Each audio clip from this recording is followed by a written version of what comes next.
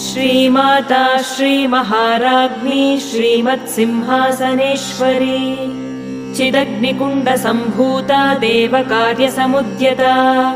उद्यद्भानुसहस्राभा चतुर्बाहुसमन्विता रागस्वरूपपाषाढ्या क्रोधाकाराङ्कुशोज्ज्वला मनोरूपेक्षुकोदण्डा पञ्चतन्मात्रसायका